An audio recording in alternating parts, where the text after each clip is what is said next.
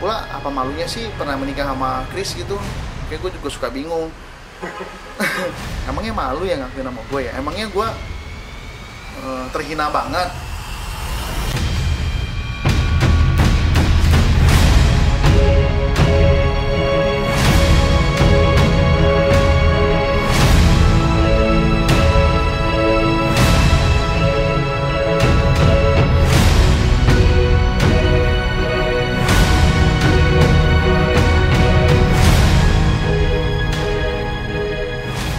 Real, kejadian nyata.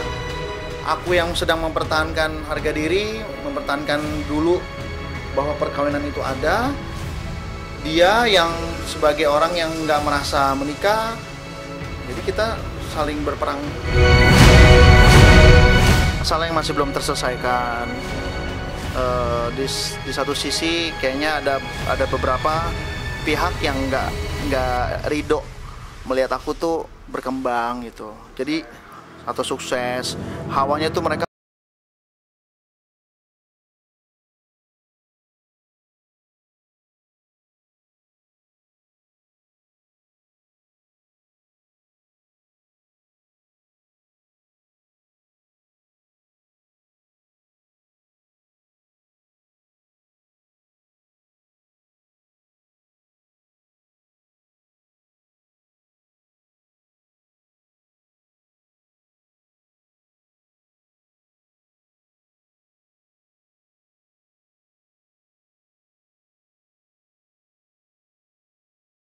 bisa jadi tersangka itu. Besok aku akan cari tahu apa yang menyebabkan aku jadi tersangka. Karena tersangka itu hanya ditunjukkan bagi orang yang bersalah atau bagi orang yang membuat itu secara sadar bahwa itu sebenarnya melanggar hukum tapi dibuat juga. Nah, gua benar-benar ada di dalam situasi itu, benar-benar memang dulu pernah ada ikatan perkawinan, makanya gue perjuangkan.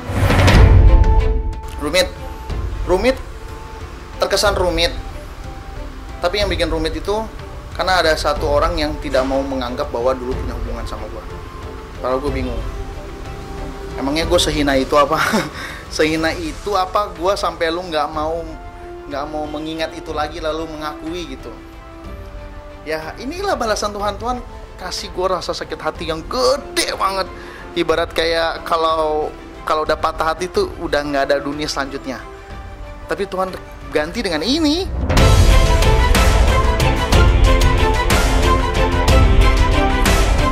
Mungkin ada sisi penyesalan itu.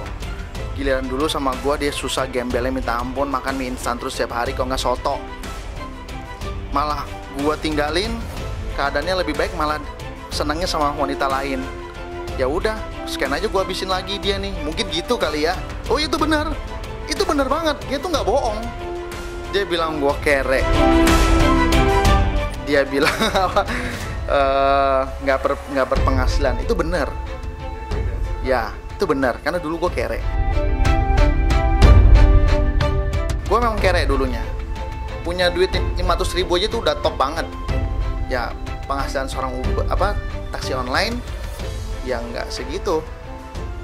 Karena dulu pun juga dia mau sama gua karena gue yakin kok di tahun 2013 sampai 2013 sampai 2015 itu gue jaya. Seorang wanita mana yang mau dinikahin kalau laki-lakinya nggak ada duit? Karena dia ngeliat gue ada duit makanya dia mau gue nikahin.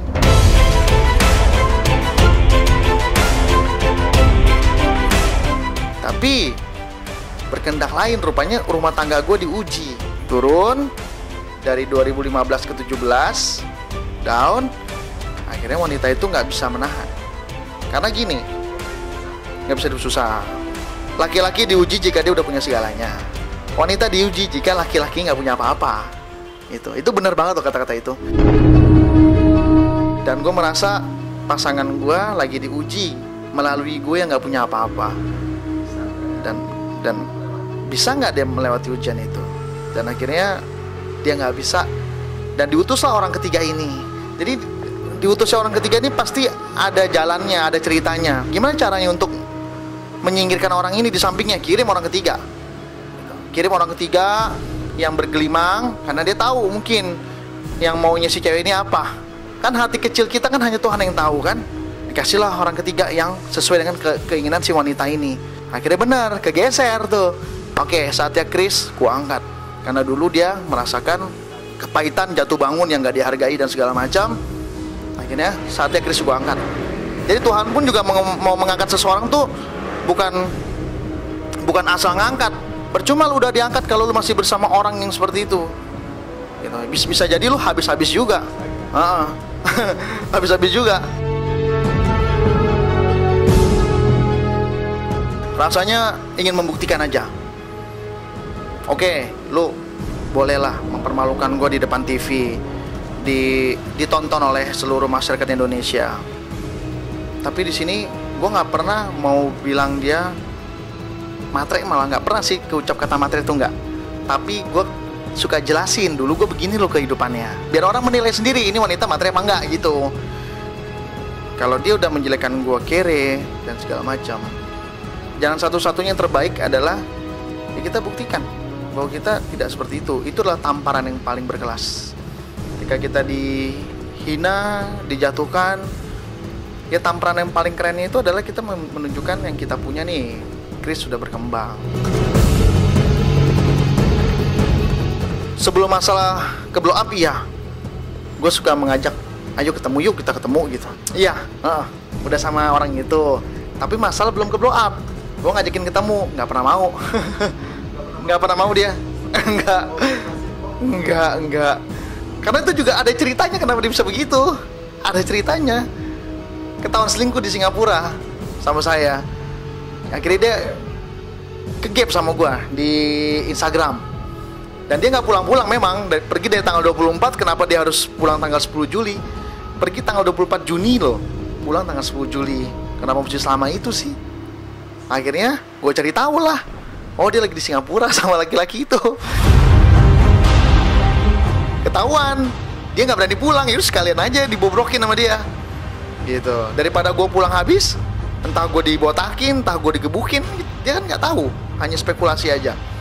Untuk menghindari itu terjadi, lebih baik gue nggak usah pulang aja. Toh juga gue udah ketahuan sama orang ini kok. Sekalian aja mungkin gue jalan sama orang ini gitu. Tapi kalau itu nggak ketahuan, gue yakin dia akan pulang. Tapi jadi rumit. Buat gue jadi rumit, dan yang membuat nama dia jelek di mata masyarakat ya karena dia sendiri, ulah dia sendiri. Harusnya tinggal mengakui aja. Gitu. Lagi pula apa malunya sih pernah menikah sama Chris gitu? Makanya gue juga suka bingung. Emangnya malu yang ngakuin nama gue ya? Emangnya gue terhina banget? Kadang itu sih yang suka gue renungkan. Emang gue hina banget di mata dia gitu. Sampai kok gue nggak diakuin? Emangnya gue jelek? Ya kalau kere iya deh gitu. Tapi kan kerenya ini kan ada alasannya. Ya karena ulah dia juga. Gitu loh. Dia memakai uang tanpa adanya perhitungan. Karena dulu 100% penghasilan aku tuh aku berikan ke dia untuk memanage berapa persen buat menabung, berapa persen buat dipakai hari-hari, berapa persen buat investasi gitu. Sampai aku tuh gak pegang uang sama sekali. Kalau mau pergi nih, aku mau pergi syuting misalnya, dikasih sama dia 300.000. Lu bayangin aja, seorang artis pergi syuting pakai mobil cuman pegang uang 300.000. Sedangkan gue tahu itu ATM ada berapa juta isinya. Tapi gue ikhlas. Bahagianya seorang istri, kesuksesan seorang suami juga gitu.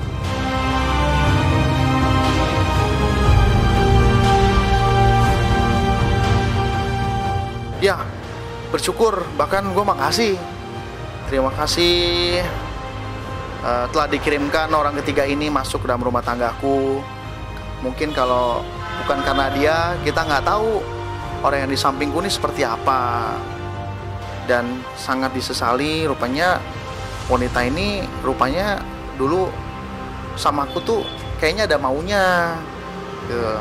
Dan aku tidak sesuai dengan apa yang dia mau atau yang dia harap. Aku menjadi orang yang miskin. Aku jadi laki-laki kere, dan itu membuat dia menyesal. Ada uang abang disayang, nggak ada uang abang ditendang. Itu bener tuh terjadi di kehidupan gua. Aduh. Tapi mau gimana lah, yang lebih baik dulu yang gue lihat cewek itu selalu pakai jam tangan, baju, segala macam, sepatu nggak ada yang branded. Semuanya biasa-biasa aja. Aku tanya, pada zaman itu gue masih suka branded ya. Aku tanya, kamu kenapa nggak suka pakai yang branded sih? Pakai parfum aja ya, sorry to say, dari pasar swalayan yang dia pakai. Begitu amat sangat sederhananya sekali itu wanita. Dulu dia nggak suka tuh beli parfum di mall yang CNF, nggak ada. Semuanya supermarket. Bisa bayangin kan sederhananya dia. Ya dia pakai yang kayak gitu, yang harganya 15.000, ya mereknya Pucel. Itu emang Calens. Terus jam tangan yang dia pakai juga bukan yang original karena ringan beratnya, gitu loh. Terus aku tanya, kamu kenapa kok mau pakai yang seperti ini? Dari parfum, baju segala macam. Mamaku ngajarin kalau kita cantik mah pakai apa aja juga bagus. Waduh, gue suka nih kata-kata nih, keren. Berarti ini perempuan tidak money oriented. Dan gue kenal dia itu kan nggak setahun 2 tahun. Kenal 2012. Pacarnya 2014. Berarti udah 2 tahun dong masa pengenalan dan PDKT.